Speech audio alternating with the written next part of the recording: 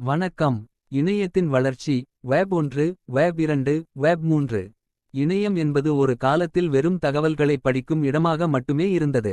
ஆனால் இன்று அது பெரும் மாற்றத்தை கண்டுள்ளது. இதை நாம் 3 நிலைகளாக பிரிக்கலாம். வெப் 1 படிக்கும் இணையம் ரீட் only.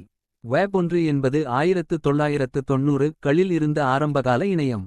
இது ஒரு டிஜிட்டல் நூலகம் போன்றது. இங்கு உங்களால் தகவல்களை படிக்க மட்டுமே முடியும்.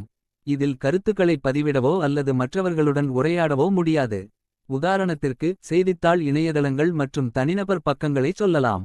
வெப் 2 பகிரும் இணையம் ரீட் ரைட். 2004ஆம் ஆண்டுக்கு பிறகு உருவானது தான் வெப் 2. இது நாம் இன்று பயன்படுத்தும் சமூக ஊடகங்களின் காலம். இங்கு நாம் தகவல்களை படிக்கலாம், அதே சமயம் சொந்தமாக பதிவுகளையும் வீடியோஸ், போட்டோஸ் உருவாக்கலாம். ஆனால் நமது தரவுகள் அனைத்தும் ஃபேஸ்புக், கூகுள் போன்ற பெரிய நிறுவனங்களின் கட்டுப்பாட்டில் இருக்கும். வெப் 3 உரிமையுள்ள இணையம் ரீட் ரைட் ஓன். வெப் 3 என்பது இணையத்தின் அடுத்த தலைமுறை. இது பிளாக்செயின் தொழில்நுட்பத்தின் அடிப்படையில் இயங்குகிறது. இதன் சிறப்பு என்னவென்றால் இங்கு எந்த ஒரு தனி நிறுவனமும் ஆதிக்கம் செலுத்த முடியாது. உங்களின் தரவுகளுக்கும் நீங்கள் உருவாக்கும் டிஜிட்டல் சொத்துக்களுக்கும் நீங்களே முழு உரிமையாளர்.